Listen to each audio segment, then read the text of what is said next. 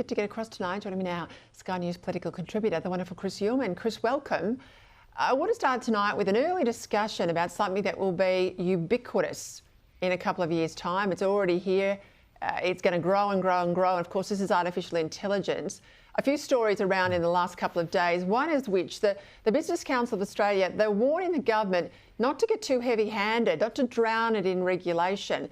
They want artificial intelligence sort of unfettered because they want innovation, they say. However, today the new Science and Industry Minister, Tim Ayres, he has signalled the need for regulation and he sees a very strong role here for the trade unions. Have a listen. The Australian challenge is to lean in and to adopt artificial intelligence to lift productivity and living standards, to deliver investment in infrastructure and capability, and to protect our security. So I'll be looking in particular at how we can strengthen worker voice and agency as technology is diffused into every workplace in the Australian economy. And I look forward to working with our trade union movement on all of this.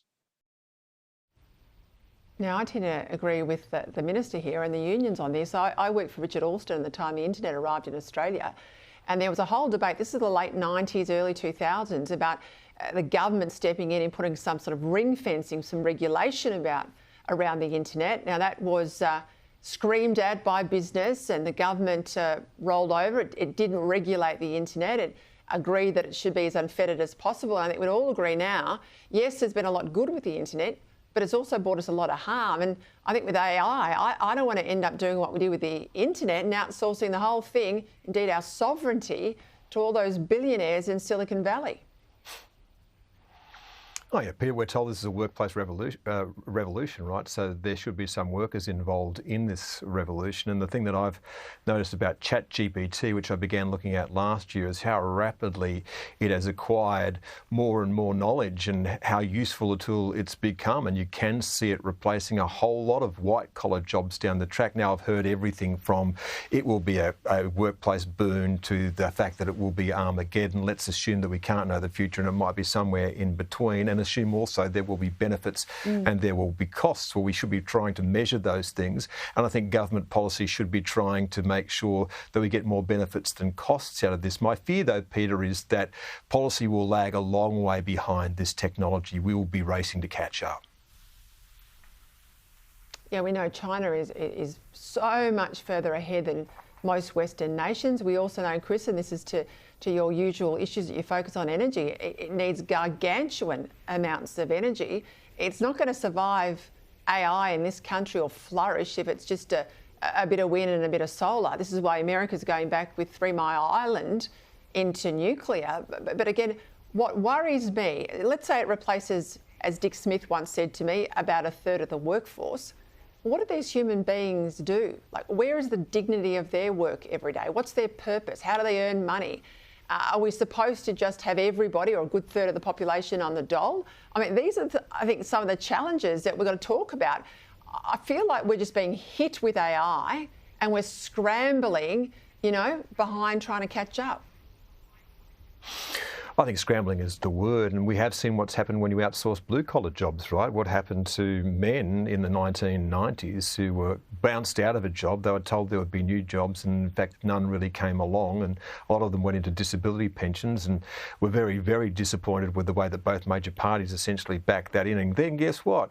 There are all these people voting for one nation, and everyone wondered where all these angry white men came from. The same thing happened in the United States on a much larger scale. Now those who are in white-collar jobs may well face the same kind of crisis. So we absolutely should be having a conversation about this. I don't know that we'll be having one that's fast enough to keep up with the pace of change.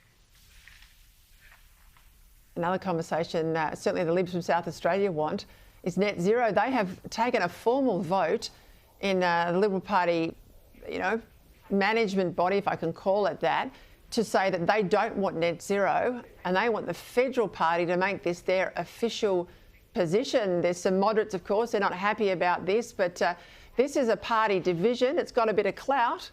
Are we going to see the beginning of the end, perhaps, of net zero?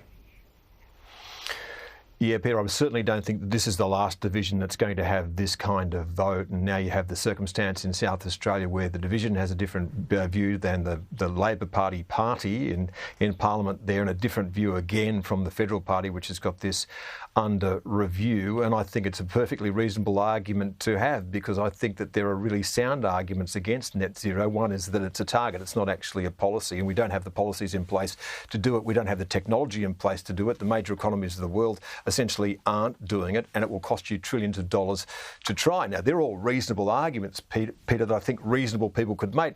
My problem with the Liberal Party is that I don't think that they have the capacity to make those arguments, or at least to decide on a position that they can defend. And when we've seen them weigh into energy arguments in the past, they leave the rest of us basically struggling to try and make sensible arguments, because they've so cruelled the playing field along the way. So, look, I think it would be a great idea for the Liberal Party to get its act together and to try and work out how it might win the next election in South Australia, whatever its policies might be.